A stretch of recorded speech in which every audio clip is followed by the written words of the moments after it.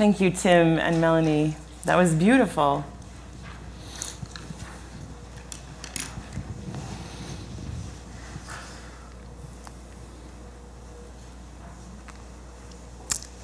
I would not ask you to vocally recount the day of the resurrection, but maybe think back on what Bryce read and the other resurrection stories that we read in the Gospels. And the celebration that we celebrate today is the heart of our Christian faith. This is what we all have in common. The Apostle Paul says that if Christ had not been raised, then our faith is in vain. The resurrection is the central feature that sets us apart from all the other faiths. But what is it? What is resurrection faith?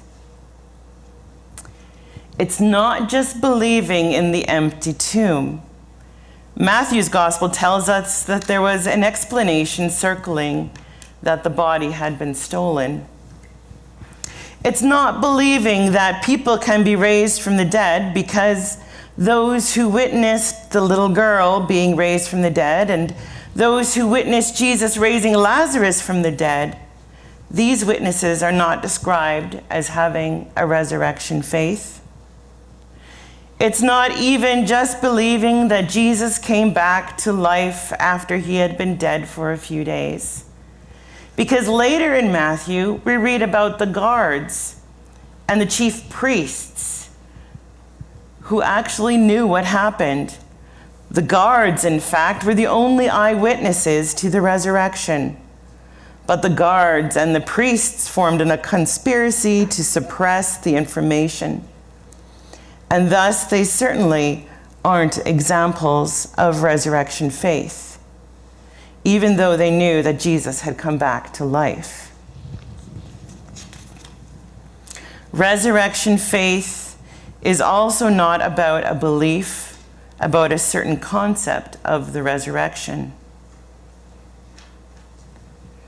The appearances of the risen Christ are described in so many different ways in the gospel, in all of the gospels, that it is impossible to hold on to any one detailed explanation of the resurrection and still make sense of all of them. In some accounts of Jesus' resurrection, we read that Jesus was unrecognizable, like Mary Magdalene assuming Jesus was a gardener in the Gospel of John, or like Cleopas and his friend not recognizing Jesus while he was walking on the road with them to Emmaus. In other accounts, we read how many knew him instantly, like in the Gospel of John when Peter sees and recognizes the risen Jesus cooking fish on the shore. So seeing and believing and seeing and not believing at first doesn't determine resurrection faith. So then what is resurrection faith? And I'll give you a hint. You can see this kind of faith throughout our holy word, both the Old and the New Testaments. Does that make sense? Maybe not. It will. The book of Exodus tells us that the Hebrew people became slaves. Pharaoh forced them to do unbearable work under duress, and when they complained, he had all their male babies killed. And if you know anything about human psychology and people who suffer under abuse, then you won't be at all surprised to know that many of them were quite happy with their slavery. Sure, the work was hard, but they got 3 square meals, and it wasn't so bad once you learned how to adjust and not upset the masters. Their back bent grew calloused to the sting of the whip, and after a while, many hardly felt it. And yet it was not right. Shiphrah and Puah deceived Pharaoh. Moses and Miriam hid in the rushes. Even Pharaoh's daughter got in on the rebellion. Yet it was not enough. The people were still dying under slavery, and all seemed lost. But surprise, God came back. Okay, well, God never actually left, but the people sure felt that God had left. There was Moses minding his own business when a bush burst to flame. "I've heard the cry of my people," said the voice from the bush, "and I'm going to set them free, and I'm going head to head with Pharaoh, and guess who's going to help me, Moses?" Moses stammered, Me? Me? But we know that there are no buts with God. Death came to the slavers, and the people of God were, after a fashion, freed. But the people of Israel didn't manage to stay free forever. A few hundred years later, down from the north came the chariots, war horses, and iron spears of the Assyrians. Cities burned and pillaged, whole tribes carted off into cruel exile. A few years later, historically speaking, the Babylonians marched down and finished off what the Assyrians had left behind. Back into slavery all over again. Exile, slavery, death. A fiery-tongued prophet named Jeremiah promised return to the downtrodden exiles. In a speech of inspiration and consolation, the prophet pointed the way to a great homecoming party, a great dance of the merrymakers to outdo anything that you'd ever seen. Tyrants, Assyrians, or any other variety get pretty edgy and call out their big guns whenever the people on the bottom begin to dance and sing and make music. When the tambourines began to beat out the freedom songs, the Secret Service and the pessimistic party poopers wanted to know why and how it was that the oppressed masses had the guts to sing and dance under such ruin and despair. I'll tell you, surprise, God came back. Well, okay, God had never left, but the people felt sure that God had. Next story. There was this little back country place out in far reaches of Galilee with Roman troops on every corner. All the Jews were being registered by the Romans in order to keep better control of them and oppress them and tax them. The greatest, most powerful army the world had ever seen was sleeping in the backyard. What could anyone have done? Egyptians, Assyrians, Babylonians, Romans, it's all the same. You adjust, you adapt, you keep your head down, you say your prayers, don't draw attention to yourself. But down in the back streets, in a little room with a tiny window, a teenager hugging her auntie began to sing, "My soul magnifies the Lord, and my spirit rejoices in God my Savior. For God has scattered the proud, and God has pulled down the mighty from their thrones." The state knew everyone, and every act of rebellion was quickly staunched by force. So what would give little Mary the courage to sing those words? Surprise! God came back. Well, okay, God had never left, but the people sure felt that God had.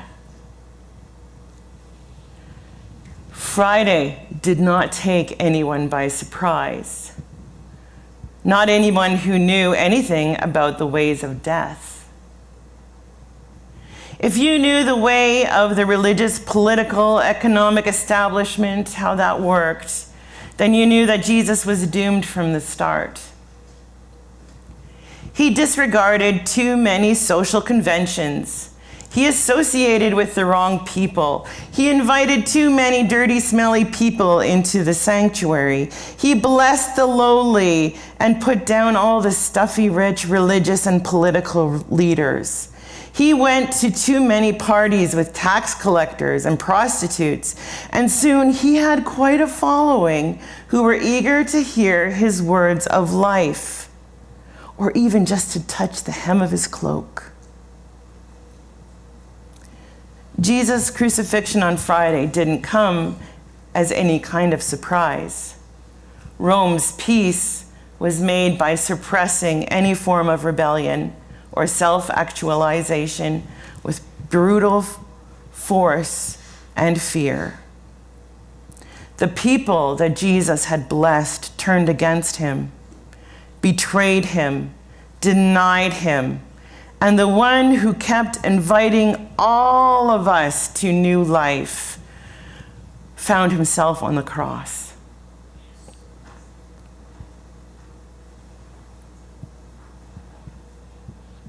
The women said, "Let's go on down to the tomb and take along these flowers to show our last respects to Jesus." And so the women went out and peered into the open tomb. And you know the drill.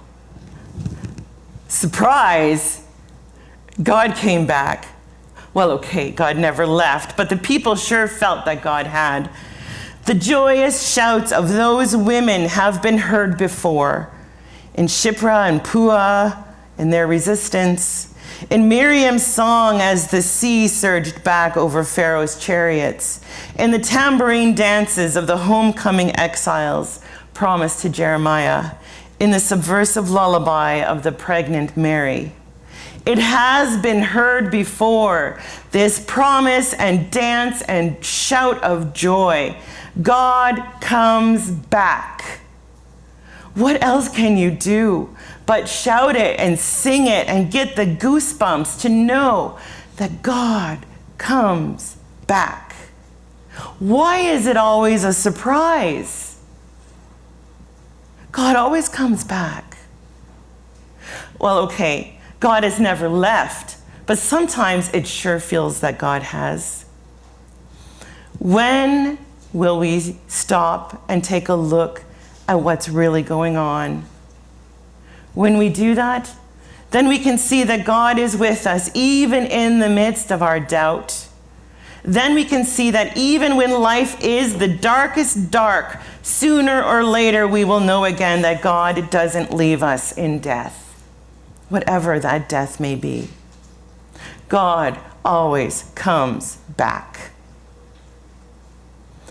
When will we get it into our heads that resurrection is and always has been God's way, and that Easter Sunday is the ultimate example of this message of love? Look at the stories of Jesus' life.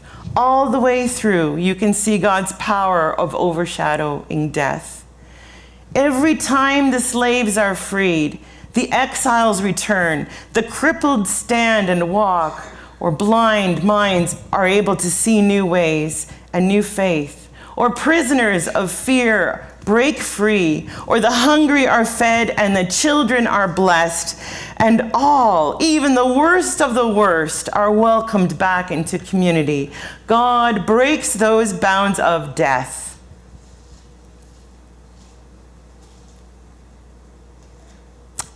And hasn't actually left, even though we have felt like God had. By the time we get to Easter, how could the tomb be anything but empty? This is what resurrection faith is all about. It doesn't have anything to do with a dogma or doctrine or any trivial things like who's wearing what and how long past 12 the service goes. Resurrection faith is the faith and hope that faith will return. It's kind of like a cycle, and it does.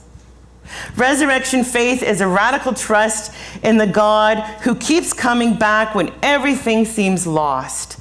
a willingness in the face of overwhelming odds to entrust ourselves to the ways of life and love, to sing and dance and celebrate in the face of those who would stifle joy, to have our cups overflowing in the presence of our enemies. Life is bigger than our doubts, bigger than any army or dictator or powerful government or anything that the world would put in front of us, even death. Even if they kill the body, they have no power to stop the one who keeps coming back and resurrecting us to new life. Easter Sunday is not an isolated event. It's unique, true, but we have glimpses of it over and over and over and over again. God repeatedly in the past and now in the present responds to people faced with the power of death and leads them forward to freedom and fullness of life. The resurrection is everywhere, and it thrives wherever the Spirit of God comes back in the hearts of the downtrodden people. And so pray with me. God, may resurrection faith live in the hearts of your people all over the world today and always.